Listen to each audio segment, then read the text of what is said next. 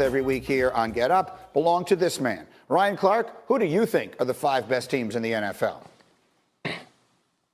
You know what? And like I say, every time we do this, Greeny, we don't need to really discuss my power rankings because they are my power rankings. People don't really get to have an opinion. And number 5, I'm going with the Green Bay Packers. Now, I was on this show a couple of Mondays ago, and you heard Rex Ryan call this defense Swiss cheese. And sometimes it is. But this offense can be government cheese. Yeah, I'm talking about the old school government cheese that was made out of a block. It made the best grilled cheese sandwiches, and it is solid as a rock. And that's what Aaron Rodgers and Davante Adams have been for this team recently. And when Aaron Jones is healthy, this offense can flat out go. And I know we're going to say, well, look, they lost to Tampa Bay and Minnesota. There are going to be some weeks like that. When you look at this team consistently, though, if Lazard gets back healthy, the way that Aaron Jones plays, Davante Adams, protection up front, and Aaron Rodgers now elevating himself into the MVP conversation, this is a team that's going to be a tough out. Not yet ready to win a championship, but moving in that direction if they can stop the run. And at number 4, I'm going with the Buffalo Bills. A big reason for that is Josh Allen.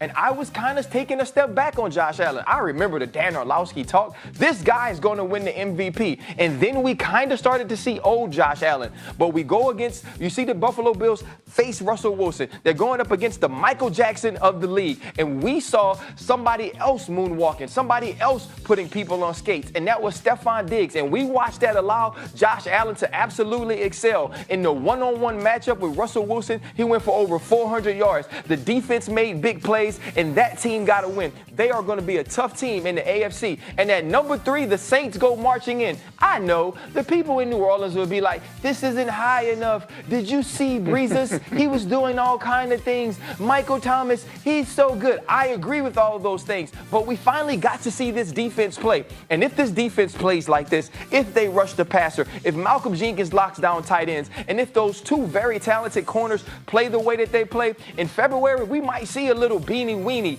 We might see a little Eddie Bauer. We might see the chopper style. They might get the gap. But they have to continue to play this way, and it has to be more than when they're just playing the Tampa Bay Buccaneers. And yes, I keep this towel here now. You know why I keep this towel here? Because they don't lose. Of all the teams that have had bad days, and the Steelers have had bad days, they still haven't had a day bad enough to lose a game. And isn't that what this is about? You go up against the Dallas Cowboys. There's a little bit of a letdown. You've been taking body blows. You took a couple of shots to the jaw. You actually don't walk into, you walk into the game how Ben Roethlisberger often walks out of games and into press conference. You are limping a little bit. The whole world knows that you aren't feeling good. But what do? You find a way to make plays. Juju Smith-Schuster comes up with the big catches.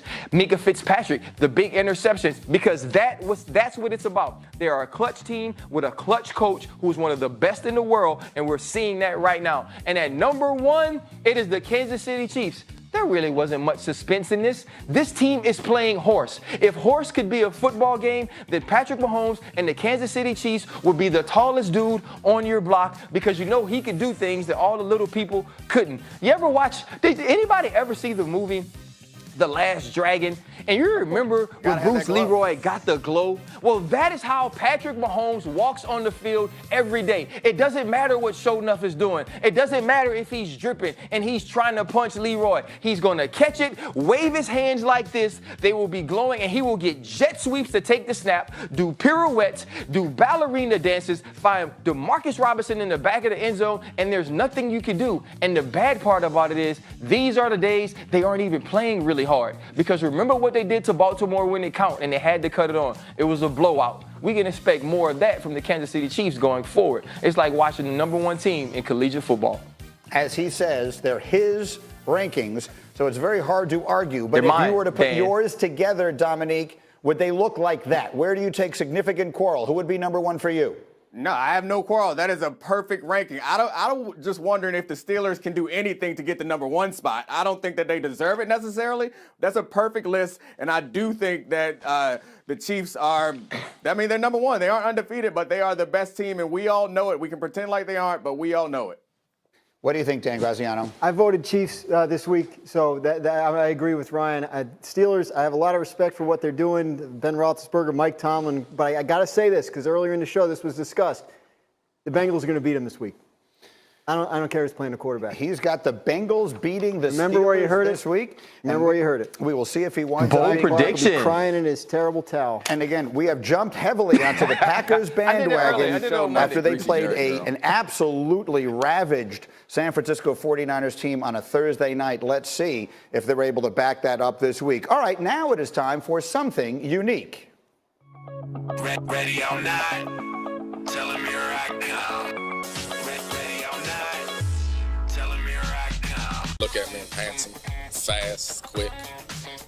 Doesn't take much for me to, yeah, I'm modest, humble, you know. Doesn't take much for me to be confident. Our friend Mr. Foxworth, Dominique, brings us his unique perspective every single week. What is our unique perspective heading into week 10? I think that Bruce Arians publicly criticizing Tom Brady week after week is probably the best coaching decision that he is going to make all season. It is perfect. I think that first you have to assume that Bruce Arians is a smart person who understands what's going on, and this is not just him lashing out on his Hall of Fame quarterback. There is nothing worse on a team than having a divided locker room. The best thing about being on a team is the we're all in this together feel. And when you have a guy who's a 6-time Super Bowl champ and is like the GOAT, it is really hard for him to feel like he's a part of the team and for his teammates to feel like he's a part of the team. So I think Bruce Arians criticizing him publicly is not about criticizing Tom Brady. If he wants to coach up Tom Brady, he'll call him. It's about demonstrating to the rest of the team that he is one of you. And when you get down in those tough situations, you can look over at him and he is not some prince on a pedestal. He is just like one of us. And it reminds me of an article I read about LeBron James a while ago. And he comes in. Obviously, LeBron James is above everyone else on his team, but he goes out of his way to build relationships with everybody on his team, to show up at his teammates' events, to make them all feel like they are all together. They're all in this together. Tom Brady can't do that with 60 guys. So I think that's what Bruce Arians is trying to accomplish and is successfully accomplishing by publicly criticizing Tom Brady. It's a smart thing. Tom Brady can handle it, and it's good for everybody. Okay, so I get it, and it makes sense. I want, Dan, quickly for you to mention something that you brought up here the other day, which is that one other area that there has been between the two of them on at least some level is the bringing in of Antonio Brown. That's something the quarterback wanted and the coach did not. Correct. I mean, Tom Brady obviously been pushing for this since he signed, and Bruce Arians on record in the offseason saying he didn't want the guy. So, I mean, it's not a stretch to think that that could add to whatever level of tension there might be between the two men. And then you look at that, and Brian Clark, you're talking about Arians now saying, yeah, well, Mike Evans is open and he's just not being targeted. Now, he didn't specifically say that was a Brady thing, but I put those two things together in my head. RC, do you? I do, absolutely.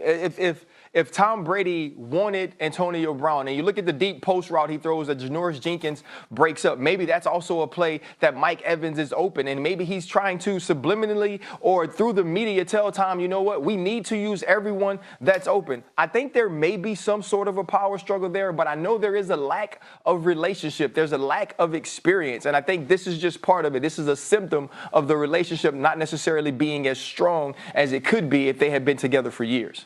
Okay, 5 minutes left to commercial free until we get to first take. Our next order of business are the Dallas Cowboys at 2-7, tied with the Giants for third worst in the league. It's their worst 9-game start since 2015, which was a year that Tony Romo got hurt and appeared in just 4 games. Dallas, meanwhile, has the second worst point differential and has allowed the most points this season. 290 points allowed, their second most through 9 games in team history. And at minus 13, the Cowboys have the worst turnover margin in the league. No other team is worse than minus 7. It is the Cowboys' third worst turnover margin through 9 games all time. But Stephen Jones had this to say in looking ahead. He said, you're changing a culture. You change when you change the leadership. You throw on top of it that we had an unprecedented environment with the virus, and Mike, meaning head coach Mike McCarthy and his staff, weren't able to have interactions with the team other than virtual. So that brings up the question. There's challenges out there, but there's a lot of other new staffs that have had the same challenges. You throw that in there, then you throw the injuries that we've had to work with, and certainly it's been a big challenge. That was in response to questions about the job security of Mike McCarthy. He's not even been there 1 season. We're already talking about that. So I guess I would phrase the question to you this way, Ryan Clark. If you were making the decisions in Dallas, would you look at it and say, bad luck, bad injuries. I'm bringing everybody back next year, and we're going to make a run. That I'm just running this season essentially back with Dak and McCarthy and everybody else, and next year is going to be entirely different. Is that how you would view it? No, I don't believe you look at it that way. I think you can't look at it in a vacuum. You don't know what pick you'll have next year. You don't understand how contract negotiations will be. And I don't think that this coaching staff in full should come back the same way. When you look at the defensive side of the ball and what Mike Nolan has done as a defensive coordinator, they do have the pieces they expected to have.